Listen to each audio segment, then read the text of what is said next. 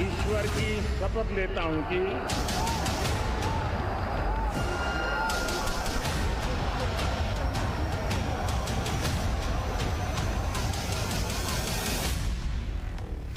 मोदी ने समान नागरिक संहिता का संकल्प लिया है।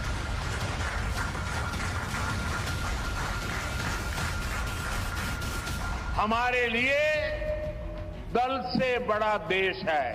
हम वन नेशन वन इलेक्शन के विचार को भी साकार करने का संकल्प लेकर के आगे बढ़ेंगे।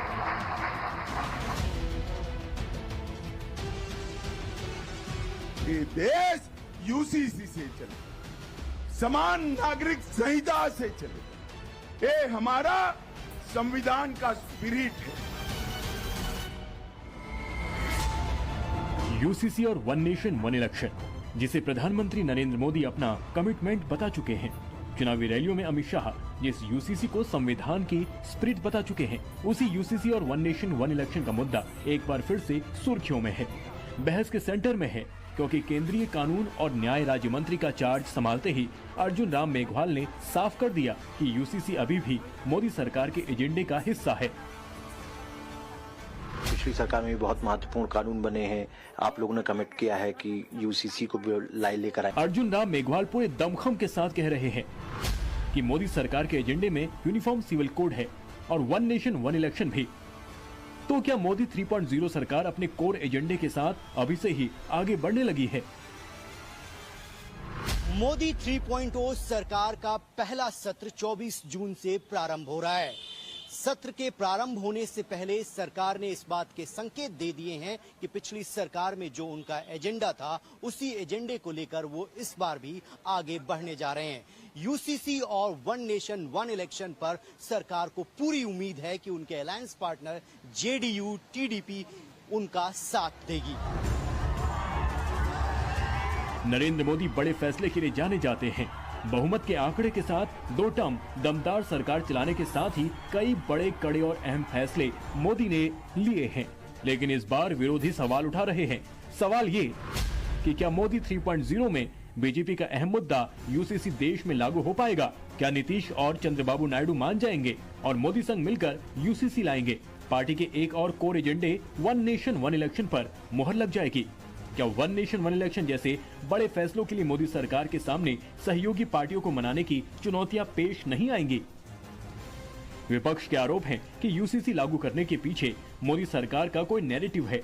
वहीं कुछ लोग मानते हैं कि मोदी की लीडरशिप की असली अग्नि परीक्षा अब होनी है, क्योंकि बहुमत का जादुई आंकड़ा भले ही एनडीए गठबंधन के पास है, लेकिन इसमें बीजेपी की 240 के बाद 16 और 12 सीटों के साथ टीडीपी और जेडीयू के साथ 5 सीटें जीतने वाले चिराग पासवान की पार्टी एलजेपीआर सबसे अहम पार्टियां हैं, यानी सरकार की चाबी इनके हाथों में है।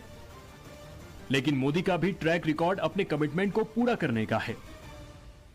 जब अटल जी की सरकार थी तब भी हमारे मैनिफेस्टो में रहता था राम मंदिर, तब भी रहता था 370, तब भी रहता था यूसीसी। मोदी की सरकार है, अब जो काम हो गया वो नहीं रहता है, जो बाकी होगा वो रहता है। प्रधानमंत्री नरेंद्र मोदी शब्दों का खेल नहीं खेलते। वो जो बोलते हैं उसे कमिटमेंट के साथ पूरा करते हैं। प्रधानमंत्री मोदी कई मौकों पर साफ संकेत दे चुके हैं कि उनका तीसरा टर्म बड़े फैसलों का होगा। ऐसे में अगर बीजेपी को समान नागरिक संहिता यूसीसी का कानून बनाना है तो नीतीश कुमार की जेडीयू और चंद्रबाबू नायडू की टीडीपी की सहमति लेनी पड़ सकती है। हालांकि मोदी अपने सहयोगियों का भरोसा जीत चुके हैं, क्योंकि यूसीसी और वन नेशन वन इलेक्शन पर अर्जुन राम मेघवाल के बयान पर बीजेपी की सहयोगी पार्टी जेडीयू से तुरंत रिएक्शन आ गया। जेडीयू के राष्ट्रीय महासचिव केसी त्यागी ने कहा, वन नेशन वन इलेक्शन पर जेडीयू साथ है, यूसीसी के खिलाफ भी नहीं है, लेकिन इन मुद्दों पर आम सहमति बने। यूनिफॉर्म सिविल कोड पर पार्टी के राष्ट्रीय अध्यक्ष होने के नाते विधि आयोग के अध्यक्ष श्री चौहान को मुख्यमंत्री चिट्ठी लिख चुके हैं।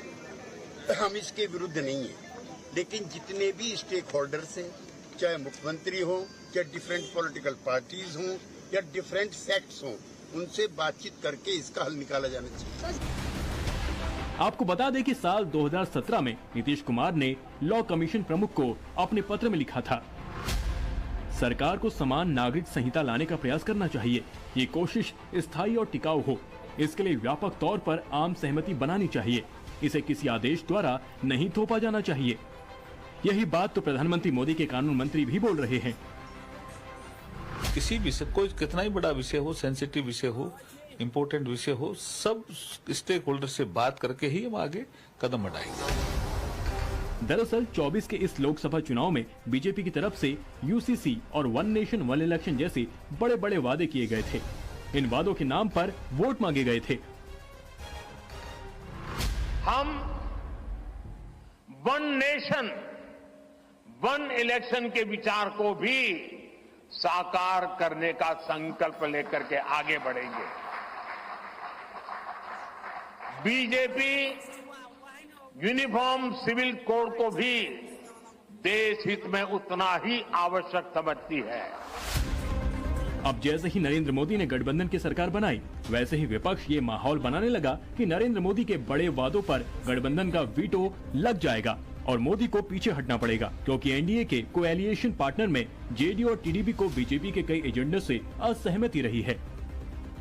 लेकिन जो नई टीम नरेंद्र मोदी ने बनाई है, उससे साफ साफ लगता है कि प्रधानमंत्री मोदी का कोई भी बड़ा वादा बैकसीट पर नहीं जाने वाला।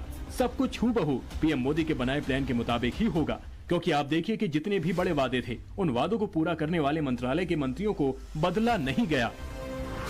जैसे सीए और यूसीसी का वादा, इन वादों को लागू करने की जिम्मेदारी गृह मंत्रालय की है और इस मंत्रालय में कोई बदलाव नहीं किया गया है। वन नेशन वन इलेक्शन का वादा, इस वादे को पूरा करने की जिम्मेदारी कानून मंत्री के तहत आएगी और इस मंत्रालय में भी कोई बदलाव नहीं किया गया। कानून मंत्रालय अर्जुन मेघवाल के पास ही है। ऐसे में शायद विपक्ष को भी इस बात का एहसास हो चुका है कि मोदी इस बार भी रुकेंगे नहीं, झुकेंगे नहीं। सर, ये जो बड़े बड़े वादे किए गए थे, यूनिफॉर्म सिविल कोड लागू करेंगे, अब बदले पॉलिटिकल हालात में आपको लगता है सरकार लागू कर पाएगी?